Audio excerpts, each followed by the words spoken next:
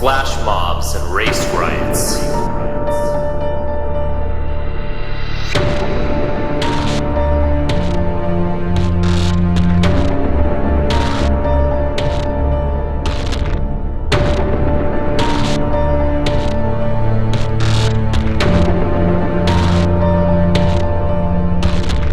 Mass third world immigration.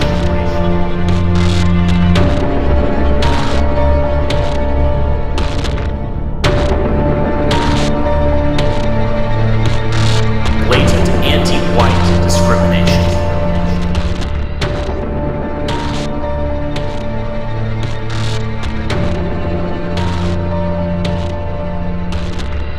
Who stands for us?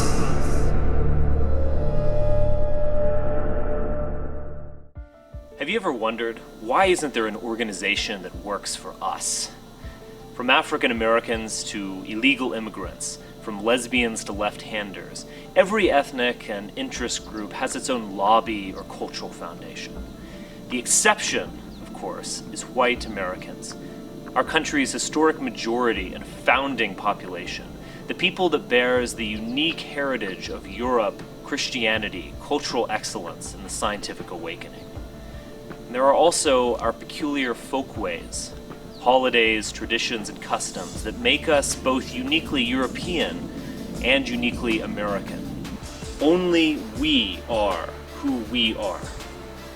So again, why isn't there an organization that has our interest at heart? Or perhaps the question should be, why isn't there an organization that has our children's interest at heart, as well as those of our grandchildren and generations yet to be born? Don't they deserve to live in a country akin to that of their ancestors? I think they do.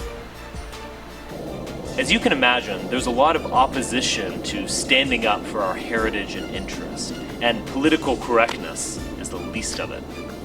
But despite all that, we're building a viable and effective organization in defense of our people. A network, all of whose projects are informed by a concern for our culture and our children's future. The National Policy Institute. NPI isn't about playing Washington games. We're about reaching real Americans and cultivating the talents of our people's most innovative and challenging researchers and thinkers. We're outside the Beltway, and we're outside the box.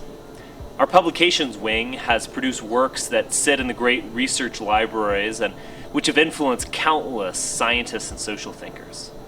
We issue reports that, in no uncertain terms, stand against the dispossession of America's historic majority, whether through mass immigration or affirmative action, or through the machinations of Washington charlatans in the culture industry. We hold conferences open to the public that bring together great minds from throughout the Western world and foster connections between supporters and activists. Put simply, we're here, we're serious, and conventional liberals and so-called conservatives are going to have to get used to it. And we shouldn't forget that the stakes are extremely high, both for our people and the world. As the late Sam Francis, a co-founder of NPI, noted, if the people or race who created and sustained the civilization of the West should die, then the civilization also will die. As long as whites continue to avoid and deny their own racial identity, at a time when almost every other racial and ethnic category is rediscovering and asserting its own, whites will have no chance to resist their dispossession. This is our challenge. This is our calling. Won't you join us? Your children and your grandchildren will be proud of their forefathers who took a stand.